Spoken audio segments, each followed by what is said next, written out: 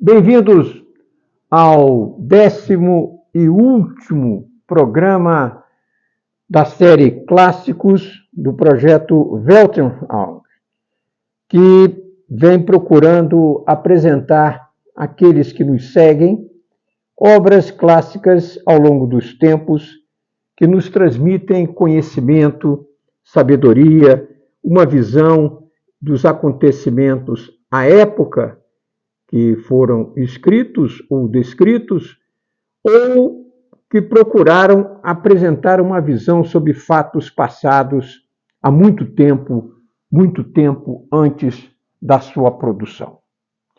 Hoje nós estamos encerrando essa série com um clássico na acepção da palavra. Um clássico que tratou de um episódio terrível da história. A guerra, o mais complexo, o mais perigoso fenômeno humano. A maior tragédia que pode se abater sobre uma sociedade e a última, no caso da última, sobre a humanidade. Nós estamos falando da Segunda Guerra Mundial.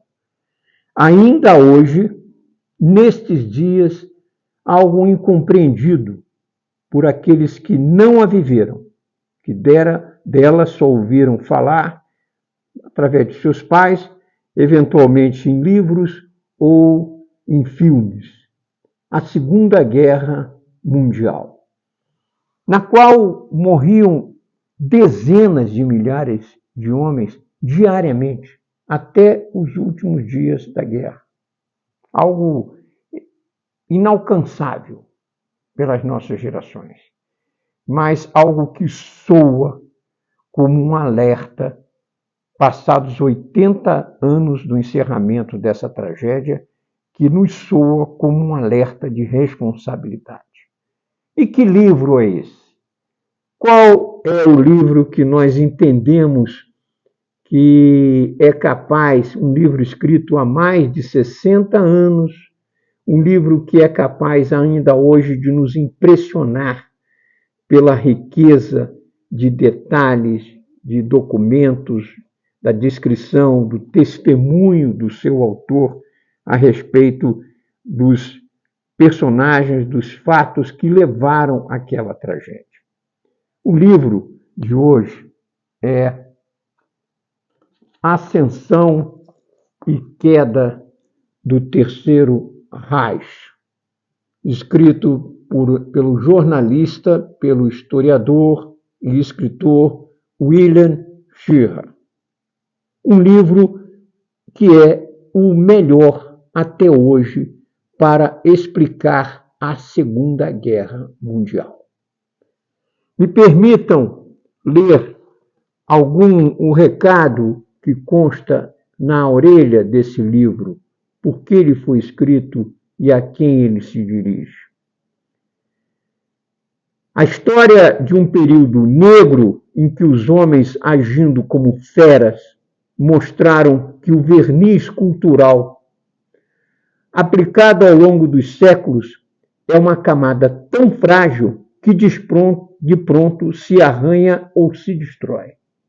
A nossa impressão, a nossa ideia da nossa civilidade não é algo que nos proteja de nenhuma barbaridade dessa monta até hoje. Recebido em todo o mundo como uma das obras mais significativas deste século, Ascensão e Queda do Terceiro Reich é um documento que todo brasileiro democrata deverá ter em casa, como bem patrimonial que passará aos seus filhos, para que eles jamais se esqueçam da tragédia brutal que foi o nazismo e saibam defender-se com todas as armas das manobras que o tentem reviver. Esse livro foi comprado pelo meu pai há 60 anos atrás e me foi dado, atendendo certamente a esse apelo. Nós estamos falando da 4ª edição brasileira de Ascensão e Queda do Terceiro Reich, lançada em 1964. A edição original foi lançada nos Estados Unidos em 1960. William Shirer originalmente escreveu essa obra em 6 livros. A edição brasileira divide o conjunto em 4 volumes. 4 volumes. E eu vou me permitir comentar alguns trechos desta obra, como eu disse, que continua a ser a melhor para explicar a Segunda Guerra, como aconteceu a Segunda Guerra Mundial. Me permitam antes fazer um paralelo. William Shirer, aqui nessa epopeia, que também é uma epopeia informativa e de conhecimento, ele teve que trabalhar em meio às 485 toneladas de documentos secretos, ultra-secretos, capturados dos alemães ao final da Segunda Guerra Mundial. Levou 10 anos nessa epopeia. Além dos 6 anos que ele viveu na Alemanha nazista, entre 1934 e 1940, como repórter da CBS, como jornalista do primeiro programa radiofônico do mundo, que ele radiava da Alemanha, de Berlim, e atravessava o Atlântico.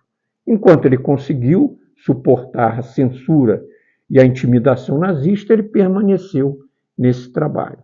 Ele deixou a Alemanha em 1940 e continuou acompanhando a distância. Por que ele tem um paralelo interessante com outra figura notável que nós apreciamos aqui nessa série dos clássicos? Hannah Arendt. Se Hannah Arendt testemunhou a ascensão do nazismo na forma das ideias até ela sair da Alemanha, e depois ela acompanhou de perto o julgamento do criminoso de guerra Eichmann, do qual ela cunhou aquela famosa ideia da banalidade do mal. Da mesma forma, William Shirer acompanhou o nascimento do Terceiro Reich na Alemanha como jornalista, como testemunha, presenciando aquilo tudo, a começar o desfile de tochas no dia 30 de janeiro de 1933, debaixo da janela, próximo à chancelaria alemã, quando aquele rio de chamas correu por Berlim, anunciando a ascensão do Terceiro Reich. William Shirer assiste isso tudo e vai se encontrar com esses monstros, e se debruçar sobre a documentação, as provas e os depoimentos, vai se debruçar com tudo isso que é reunido, que vai ser apresentado no histórico julgamento de Nuremberg. Então, são testemunhos notáveis do século XX, Hannah Arendt e William Shirer, cada qual a seu modo. Arendt como uma filósofa política importante, que nós tivemos oportunidade de apresentar aqui, e Shirer como historiador, que fez, como eu enfatizo, o melhor livro até hoje escrito sobre a Segunda Guerra Mundial. Existem vários biógrafos de Hitler, Joachim Fest, o livro sobre Hitler, de Ian Kershaw, também é um monumento de informação, mas nenhuma obra mergulha de uma maneira tão corajosa nas origens da guerra provocada pela Alemanha como Shirer. Ele não tem coragem de recuar no tempo e encarar aspectos muito desagradáveis da formação e da evolução histórica da Alemanha a partir do século XVI, que levaram a esse descalabro. Cabe inicialmente lembrar, por que Terceiro Reich?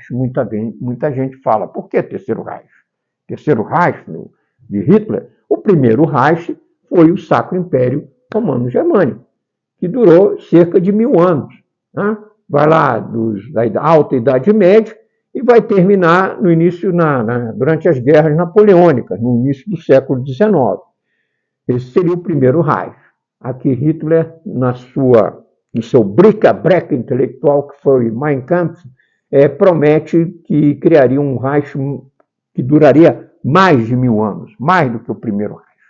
O segundo Reich foi a unificação da Alemanha sob a tutela militar da Prússia em 1871, que teve uma duração bem mais curta, terminou em 1918 com a derrota da Alemanha na Primeira Guerra Mundial.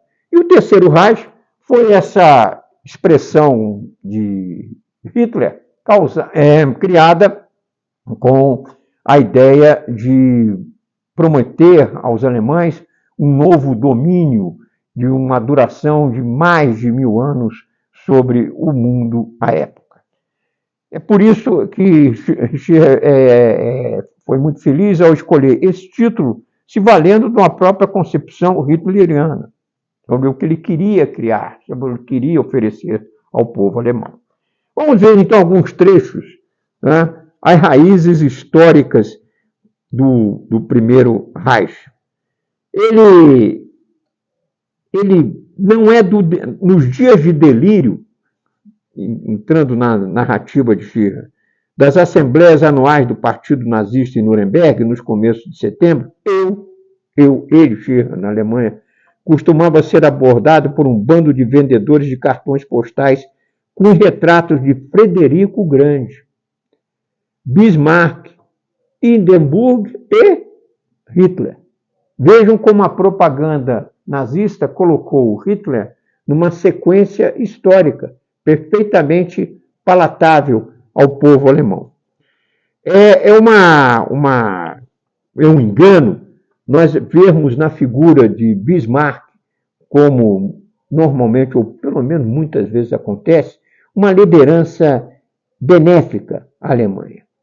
Bismarck foi um militarista que impôs a união da Alemanha pela Prússia em sucessivas guerras. Uma guerra contra a Dinamarca, uma guerra contra a Áustria, e atraiu o imprudente imperador Napoleão III a uma guerra desastrosa que foi usada para unificar a Alemanha, no Salão dos Espelhos, em Versalhes. A carência de unidade política e dinástica somou-se nos séculos XVI e XVII à calamidade das divergências religiosas que sobreviveram após a Reforma. Sem entrar aqui numa descrição fundamentada, mas desagradável, das iniciativas de Lutero, eu quero apenas destacar o trecho que Führer aponta aqui, que é o final da Guerra dos 30 Anos, que aquela iniciativa, pior ainda, ajudou a perpetuar e agravar as cisões não apenas de classe, como também as dissensões entre os vários grupos políticos e dinásticos do povo alemão. Decretou por séculos, a reforma de Lutero, a impossibilidade da unificação da Alemanha.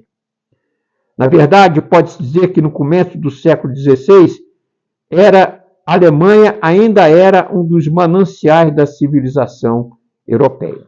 Aqui, de uma maneira, como eu disse, corajosa e enfática, Führer lembra aquilo que nós temos colocado sobre outros países ao longo da apresentação desses clássicos. A Alemanha foi seguramente o país da Europa que mais profundamente rompeu com a sua herança cultural da Idade Média. Então, é o que Führer coloca aqui. No início do século XVI, a Alemanha era uma das mais promissoras nações em termos civilizatórios da Europa. O que aconteceu de lá para cá, aconteceu de maneira mais ou menos atenuada nos outros grandes países da Europa. Mas em nenhum deles o vazio existencial, o afastamento de Deus, a divisão da sociedade, a incapacidade de fomentar alguma unidade política e social no país foi tão grande como na Alemanha.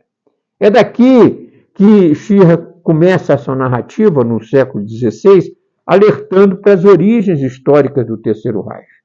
Porque ele não se conforma, e nisso nós somos forçados, por diversas razões, a concordar com Führer, ele não se conforma da responsabilidade do que a Alemanha fez na Segunda Guerra Mundial caber apenas a Hitler.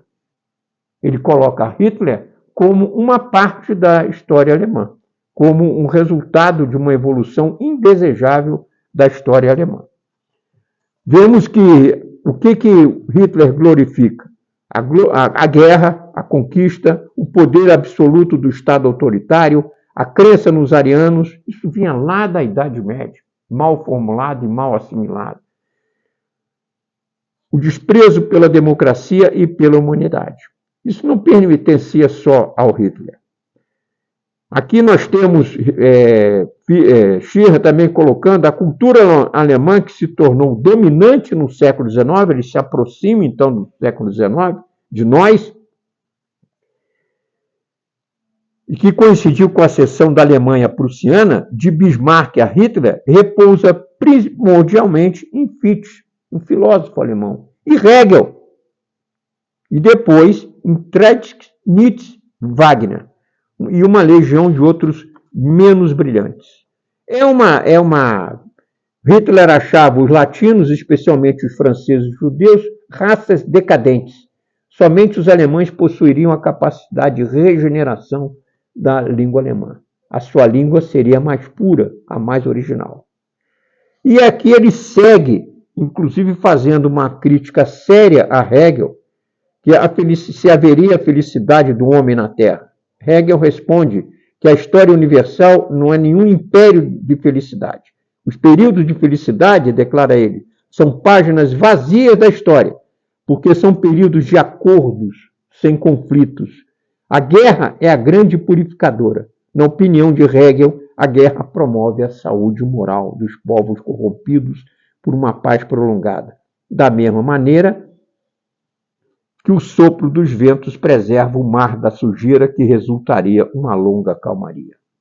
Hegel, o famoso filósofo da história, o preconizador do espírito, da teologia civil e da filosofia absolutamente desprovida de qualquer presença do divino, previa um estado semelhante para a Alemanha, quando ela recuperasse o gênio que lhe fora concedido por Deus.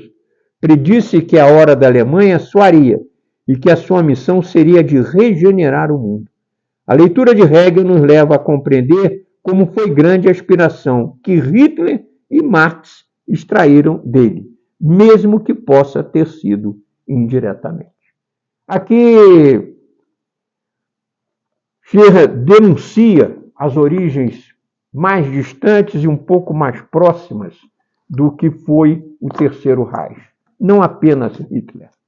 Mas essa história continua. Porque a obra de Hitler, ela abarca a ascensão, como politicamente Hitler ascendeu ao poder, como ele passa a empolgar, a partir de 1933, o poder absoluto na Alemanha. E é muito interessante, porque episódios sobre os quais hoje se dispõe de mais algumas informações, o completamento do Diário de Goebbels, algumas informações a mais a respeito do famoso incêndio do Reichstag, do parlamento alemão, do qual o Hitler se aproveitou para suprimir os partidos políticos. Hoje há alguns detalhes a mais. As biografias de Hitler melhoraram, mas Schirra, já em 1955, quando ele completa a pesquisa para essa obra, ele já tinha os dados testemunhais, os dados de intuição, que lhe permitiram formar um quadro bastante aproximado do que nós sabemos hoje sobre o Terceiro Reich. O segundo volume do livro, ele vai tratar especificamente da guerra. Uma das frases mais chocantes que se pode encontrar nesse início da guerra, quando Hitler decide atacar a Polônia, é que o governo, os próprios membros do Partido Nazista, tinham detectado que a população alemã, apesar de estar naquele delírio de Hitler, dele rearmando a Alemanha sendo ouvida, ia dinamizando a economia, a prosperidade voltando, a população alemã não queria a guerra, porque tinha medo do que podia acontecer ao longo de uma guerra. E os generais do exército alemão, cujos ombros recairia a execução dessa guerra, se mostraram preocupados. Como que nós vamos levar um povo para a guerra se o povo não quer a guerra?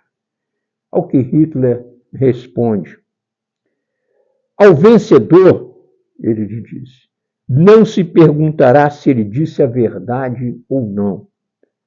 Ao iniciar e realizar uma guerra, essa lição serve para os autocratas de hoje, hein, queridos seguidores. Ao iniciar e realizar uma guerra, não é a razão o principal, mas sim a vitória.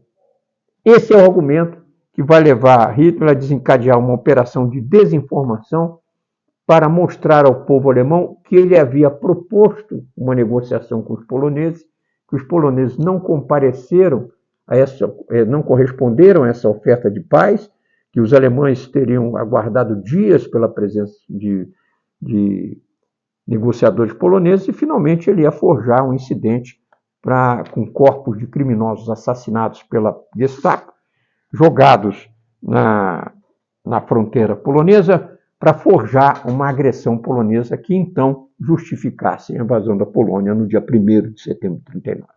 O segundo volume trata então da guerra em si.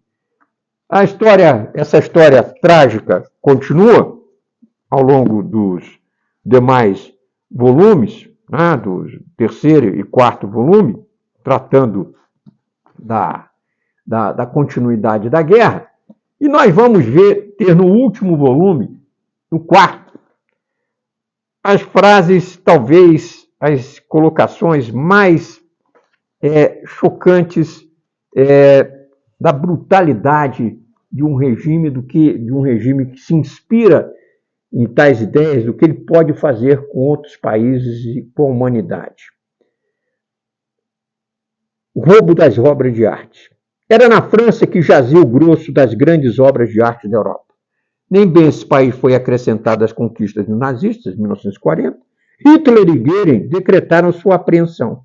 Para levar a efeito a pilhagem, Hitler designou Rosenberg, que criou uma organização denominada Eisenstadt Rosenberg, sendo auxiliado não só por Goering, que era o comandante da Força Aérea, o segundo homem mais poderoso, como também pelo general Keitel, do seu Estado-Maior, do Estado-Maior das Forças Armadas. De fato, uma ordem de Keitel ao exército na França declarava que Rosenberg tem o direito de transportar para a Alemanha todos os bens culturais que lhe pareçam valiosos e de lá colocá-los em segurança.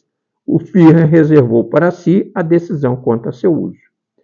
A ideia de decisão de Hitler quanto ao seu uso haja se revelado numa ordem secreta expedida por Goering a 5 de novembro de 1940, poucos meses após a rendição da França, a qual especifica a distribuição dos objetos de arte colhidos no Louvre, em Paris. Sua disposição diria ser o seguinte: primeiro, os objetos de arte sobre os quais Führer reservou para si a decisão quanto a seu uso. 2. Aqueles que sirvam para completar a coleção do Marechal do Reich, Goering. Aqueles que convenham ser enviados aos museus alemães. Vejam o cinismo, a brutalidade da expoliação, do saque de bens culturais que estão em outro país, mas que são da humanidade, como eles são tratados por um regime dessa natureza. O governo francês protestou contra a pilhagem das obras de arte do país, declarando que era uma violação da Convenção de Haia. Quando um perito de arte alemão da divisão de Rosenberg, incumbido do saque, um tal de Herr Bunges, ousou atrair a atenção de Goering sobre esse fato, o Marechal respondeu. E aqui é o carimbo de ditadores e autocratas em qualquer momento da história. Meu caro Bundes, deixe isso para minhas preocupações. Sou o mais alto juiz nesse Estado. Minhas ordens é que são decisivas, e ao senhor cabe agir de acordo com ela. Como lembra Schirra, isso não foi o pior. Não era a pilhagem de bens materiais a pior que os países ocupados pela Alemanha tiveram que suportar, mas sim a de vidas humanas. Na nova ordem que a Alemanha impôs na Europa, ela nunca poderá ser esquecida. A degradação nazista mergulhou até um nível raramente atingido pelo homem em todo o tempo de sua história na Terra. Milhões de homens e mulheres decentes e inocentes foram atirados nos trabalhos forçados. Milhões de outros foram torturados e atormentados nos campos de concentração. E ainda milhões mais, dos quais só de judeus havia 4,5 milhões, sabemos hoje que serão 6, foram massacrados friamente ou propositadamente deixados de morrer de fome, e seus despojos, a fim de serem eliminados dos traços, queimados. Eu tive a experiência de uma vez, numa missão diplomática muito simples, de entregar um presente numa representação diplomática israelense. E eu tive a oportunidade de ver uma coisa que tinha visto em filmes, mas nunca pessoalmente. Uma senhora com a marca de tatuagem dos campos de concentração alemã no braço, nesta posição. Algo que o mero olhar daquilo já me chocou profundamente. De forma que nós não temos ideia, repetindo, do que, só pelas páginas e procurando nos dedicar com a nossa imaginação para acompanhar essa recriação, essa reconstrução histórica,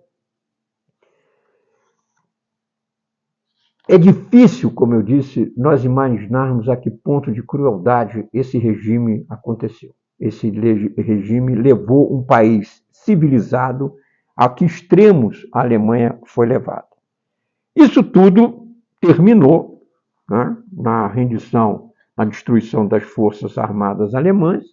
Vale a pena lembrar aqui, né, que o governo, depois do suicídio de Hitler, no dia 30 de abril, em Berlim, cercada pelos soviéticos, se constituiu um governo sob o almirante Dönitz, na fronteira da Alemanha com a Dinamarca, onde havia ainda um núcleo de tropas alemãs considerável. Os aliados avançando de oeste, os russos avançando de leste, Hitler é cercado, se suicida no dia 30, e a situação chega a um ponto em que o almirante Dönitz, que era o sucessor de Hitler, porque Hitler não confiava mais em Göring, o marechal da Força Aérea, o segundo mais todo-poderoso na Alemanha, e então o almirante Dönitz, depois de tentar ganhar tempo com os aliados, Eisenhower não aceita mais essa postergação da rendição incondicional e exige de Dönitz que assine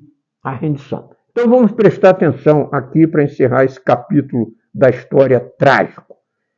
A rendição oficial do governo alemão que controlava as forças armadas alemãs no território alemão se dá no dia 7 de maio, às 2h41 do dia 7 de maio. Foi assinado, no ano de 1945, foi assinado em nome dos aliados pelo general Walter Bedel Schmidt, apondo suas assinaturas como testemunhas o general Ivan Susloparov, da Rússia, o general François Sever, da França, e do lado alemão, o almirante Friedeburg e o general Jolde assinaram na Alemanha. À meia-noite do dia 8 de maio de 1945, entrou em vigor a rendição alemã na Europa. Portanto, a guerra terminou na Europa por causa da rendição oficial do governo alemão que estava em cargo naquele momento aos aliados no dia 8 de maio de 1945. O dia da vitória em 1945 na Europa é só 8 de maio. No dia seguinte, por razões ideológicas, o ditador da Rússia impôs uma assinatura em separado em Berlim, tá? Que não corresponde à realidade dos fatos. A Ascensão e Queda do Terceiro Reich, caros amigos e amigas, é uma obra imperdível, antiga, mas existem os exemplares à venda da editora Agir. É um monumento de conhecimento e um grande alerta que propositalmente nós escolhemos para encerrar esse programa. Que nós começamos com os clássicos da Ilíada, nós viemos prosseguindo ao longo das civilizações que se sucedem no curso da história, até chegar aos nossos dias. A tragédia do nazismo é uma consequência da insistência do homem em prosseguir na história, buscando a verdade sem se colocar sobre Deus. Aquilo que os eleatas haviam alertado sobre a verdade, que ela está além do conhecimento humano e que serviu de inspiração a tantos pensadores, filósofos e teólogos, ao longo de 300 anos foi esquecida. Essa verdade foi esquecida, não a verdade em si, que está além do alcance do homem, mas a verdade de caminhar procurando a prudência, a sabedoria de constituir a sua vida, as sociedades, as nações, as civilizações, no caminho da verdade, sempre reconhecendo que alcançá-la é algo impossível para a natureza humana.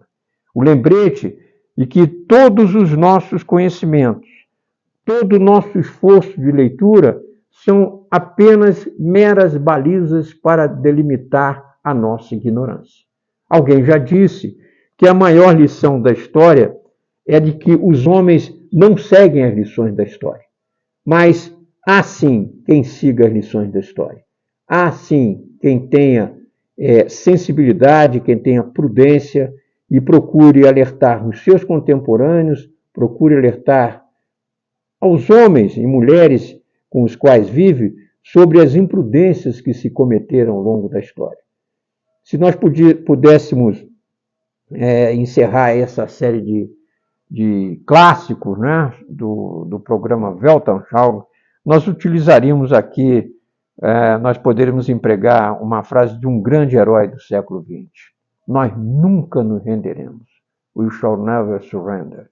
Nós nunca devemos nos render à ignorância, ao mal, à arrogância.